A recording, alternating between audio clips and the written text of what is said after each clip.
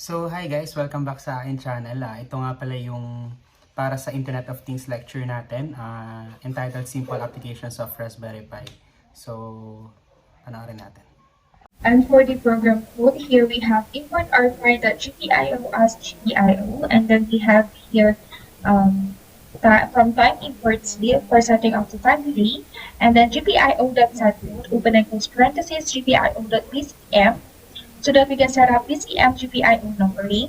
And then also we have here gpio.set warnings false, and then gpio.setup, open and close parentheses, to gpio.in pull underscore up underscore down equal gpio.put underscore down. So this is for the push button. And here we have 8 LED.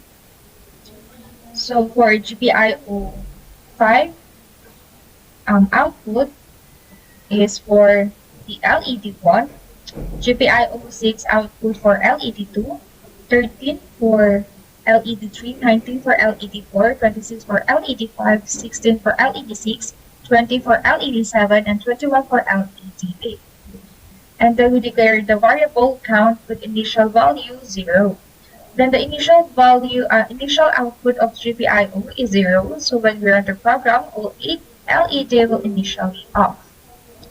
And then for while true loop, the GPIO input 2 is equal to false, and then initial value of the push button, which is 0, will be equal to 1.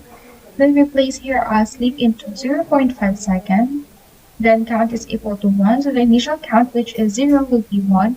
And if the count is equal to 1, we execute another while loop. So this is a first sequence of our LED that will run for 10 seconds. So each LED will light up for 1.25 seconds. And for the second sequence, since we are using 8 LED, each LED will light up every 0.625 seconds. So the second sequence will light up for 5 seconds.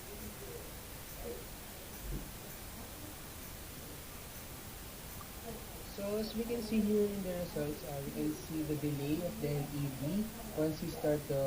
Once you push the push button, we can see the first LED will light up and have a delay for 1 second, and the next LED will light up. So it's like a loop. So continuous loop siya. So delay, then light up LED, then delay ulit. So ganun lang yung mangyayari sa results.